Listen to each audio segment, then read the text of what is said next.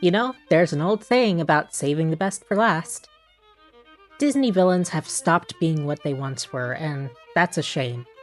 Most of the villains now are either half-baked idiots who tend to mess up their own plans entirely by themselves rather than being thwarted by the hero, or they're treated as sad puppies who don't know they're doing wrong and get instantly forgiven despite not doing anything to earn it, or there really isn't any villain at all and it's more generational trauma or misunderstandings that are the problem, not an evil that needs to be overcome.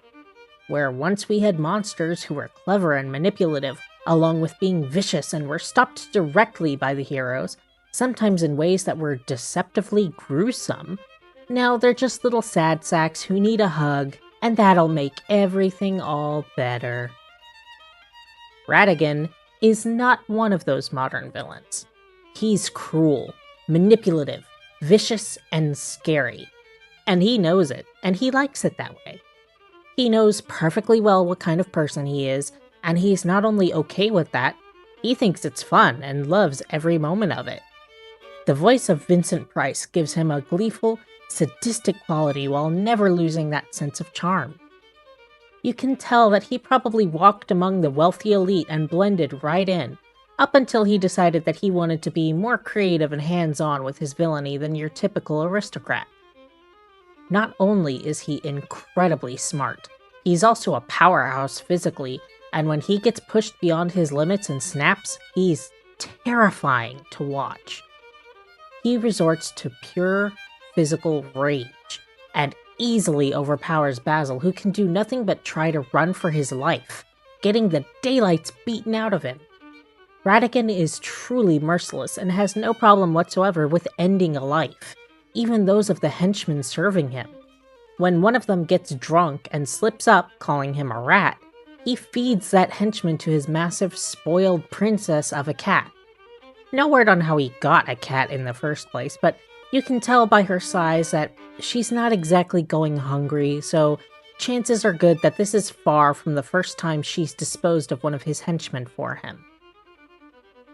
Ratigan carries himself with an air of sophistication and class, dressing like a gentleman, his lair full of jewels and opulence. He clearly has so much money already that he could probably quit villainy and live a cushy life wherever he wanted. But he doesn't want to stop. No matter how much he already has, he wants more. He doesn't want to have just some power. He wants to have all of it, which is why he tries to force a toy maker to build a robotic queen to replace the real one, so he can be named royal consort, the closest thing to king someone can get the title of in England without being a royal by blood. England has a king now, sure, but that's because he's the queen's direct descendant. Anyone who marries into the royal family cannot have a higher title than the one who is there by blood, at least to the best of my understanding. He wants to be the most powerful person in the world, at least as far as mice are concerned. I don't think he has any illusions about trying to take over the human world. Probably wouldn't even want to, really. We're kind of a mess. One thing we never get much information about is his backstory, including why he hates being called a rat so much even though he clearly is one. My best guess is that because of how rats are generally seen as plague-bearing vermin, especially in Old England where they wiped out a third of the population multiple times with Black Death, that even in the rodent world, rats in particular are seen as dirty, crude and vile and less refined than their smaller, more delicate counterparts. Even Basil leans into this when he insults Ratigan, though rats are obviously just as sapient as any other creature. Stereotyping each other based on race, or in this case, species, doesn't seem to have gone away with their ability to talk and build homes and whatnot. I guess there really just is no getting away from one version or another of racism. That was something that always bothered me in the Redwall series, too. In the first book, it's slightly addressed with a few people objecting when Constance the Badger says that she could tell that the rats she saw were evil, even if they weren't actually doing anything at the moment and were just riding past them on a cart. And some of the people listening objected, saying that she was being bigoted and giving rats a bad name when they hadn't done anything. Of course, she turned out to be right, and throughout the series, pretty much any member of any species they have designated as vermin, largely being anything predatory, always end up being evil, even when they were raised almost from birth by creatures who aren't evil, like the ferret Vale, whose own name was an accusation.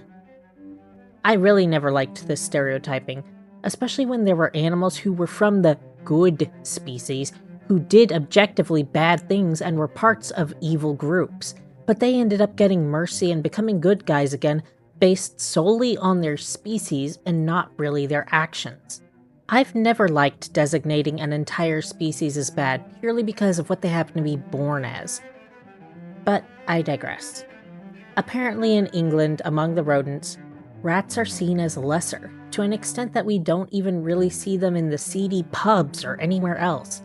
Even among the lowest class of mice, rats are seen as beneath them, to the point that they won't even let them into their trashiest businesses.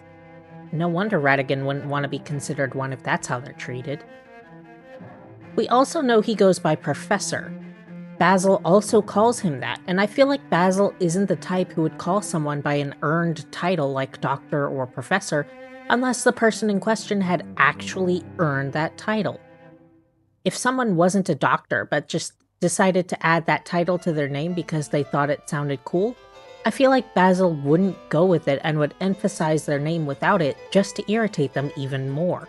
So if he's calling Ratigan Professor, I feel pretty sure that Ratigan must have earned the title at some point.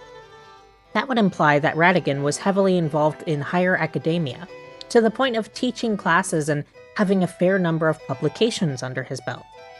He looks older than Basil, so there's even a possibility that he was one of Basil's teachers when he was in college, which might explain in part why Basil is so particularly bitter towards him. As someone pointed out in my last video, they have very divorced energy. I feel like at some point, Ratigan and Basil were very close and had a severe falling out. Close enough that they know each other's little habits and how they think much more intimately than anyone else does, which is how they're able to keep each other on their toes. Basil managing to stop Ratigan so many times, but Ratigan still managing to slip away even when Basil seems so close to cornering him. Part of Basil's frustrations could come from what he sees as wasted potential. And it could be much the same for Ratigan, especially if Ratigan was one of Basil's teachers or a mentor or in some similar position. Basil seems content simply being a detective, while Ratigan clearly wants to strive for greatness, for more and more. He might see Basil just settling for living in a flat with an old housekeeper and not striving for anything much greater as a waste of his skill and potential. Might have tried to recruit Basil to his side to take over with him but got rejected. There are a lot of possibilities there, and a lot of people have made the best of it by writing all kinds of backstories and fanfics, some of which are pretty darn good.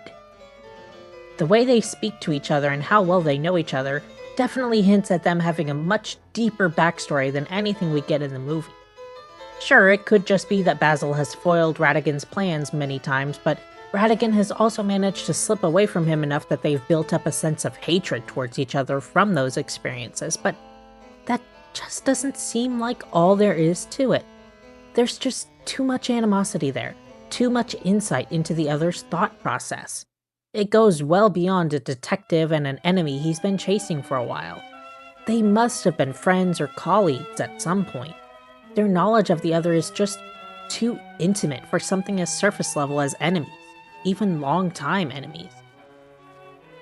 I remember hearing whispers of a potential TV show that we never got, and while part of me is kind of glad we didn't because I worry that it would have watered down the characters and made them lose a lot of their charm, especially since they'd have to pull Ratigan back from the dead, I'm still curious how the backstory for Ratigan and Basil would have been handled.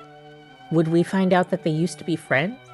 Maybe worked together, or Ratigan was a mentor of Basil's and taught him in school? Maybe he was even the spark that got Basil into wanting to be a detective to begin with. There are so many possibilities there that will probably never be explored in any official capacity, Just speculation. And fanfiction, of course. Either way, Ratigan is an incredible villain, perfectly matched up with an incredible hero. They both would have lost something if their opponent wasn't as amazing as they were, and I'm glad that they turned out the way they did. Ratigan is classy and funny, foppish and terrifying. Polar opposites crammed into one body until the seams tear and you get a glimpse of the true monster that lies beneath, with the kind of voice that only a legend like Vincent Price can provide. I doubt we'll ever see a villain quite like him again, which just means we should treasure him all the more. He truly is one of a kind, and one of the best villains to ever be animated. Thank you all for joining me. Please look after yourselves and your loved ones. There's a lot going on in the world right now that is really scary, but it's important to take a break and make time for yourself and your loved ones. It's important to do what you can, sure, but also to realize your limitations and to take time to take care of yourself so you don't burn yourself out. Be safe, stay warm, and I'll see you in the next one.